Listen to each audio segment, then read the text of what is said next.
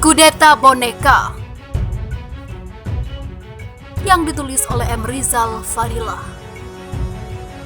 Bonnie Hargens ditertawakan netizen gara-gara menyatakan bahwa ia mengantongi nama-nama tokoh oposisi yang akan melakukan kudeta. Kudeta artinya pengambilan atau pengambil alihan kekuasaan secara paksa. Di antara netizen mengomentari bahwa oposisi tak mungkin kudeta. Yang ia dengar justru orang sekitar kekuasaan yang berpikir menggusur Jokowi seperti saat Mega menggusur Gus Dur. Sebagian lagi menyatakan sedang menunggu mundur sendiri, bukan kudeta. Menurut Hargens, adanya kelompok yang ia sebut Laskar Pengacau Negara merencanakan kudeta dengan memanfaatkan situasi pandemi COVID-19.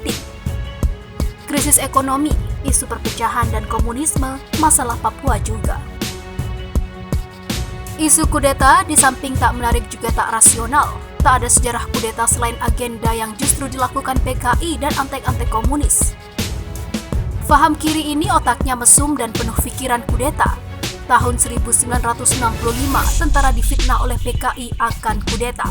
Padahal dirinya sendiri, Bonnie, salah tembak ke arah oposisi Jokowi.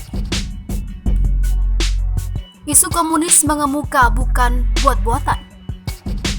Akan tetapi sebagai reaksi dari gerakan kiri di masyarakat atau khususnya di DPR yang mulai menyusupkan ide dan faham komunis melalui RUU HIP. Disinyalir para penunggang ideologi Pancasila ini yang ingin membelokkan arah Pancasila. Bersemangat menghapus ketetapan MPRS tentang pembubaran PKI, melarang PKI dan larangan menyebarkan komunisme atau Marxisme-Leninisme. Inilah gerakan kontemporer kader-kader komunis yang perlu diwaspadai itu. Bonnie Hargens tidak bermutu berbicara agenda kudeta, Laskar Pengacau Negara, bila ia tak mampu melihat aksi kader-kader komunis di DPR itu. Wajar jika orang bisa beranggapan bahwa Bonnie menjadi bagian dari pola maling teriak maling.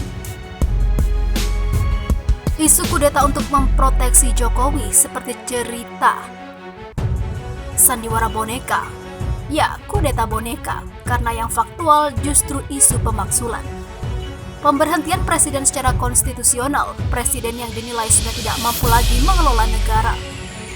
Pasal 7A Undang-Undang 1945 mengatur absahnya pemaksulan tersebut, bukan kudeta. Sejak periode awal, Jokowi sudah dipertanyakan kapasitasnya.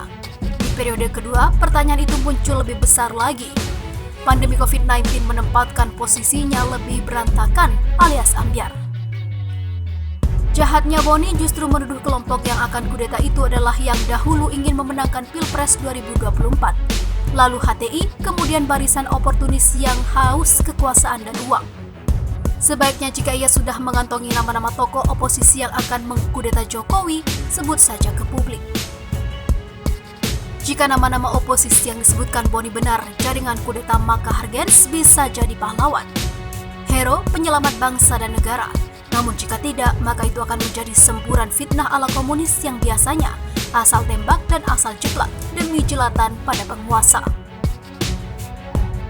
Cerita kudeta boneka sedang dimainkan untuk membangun solidaritas palsu atau soliditas yang palsu. Cerita selalu berulang sebagaimana PKI menuduh adanya Dewan Jenderal yang akan mengkudeta Soekarno.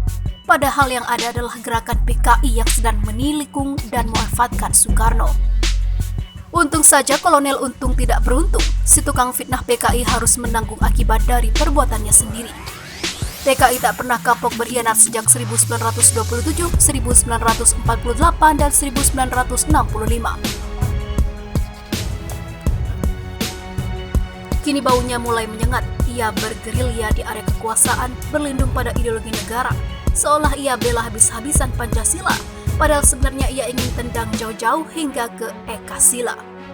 Seperti biasa, anasir PKI pandai berpura-pura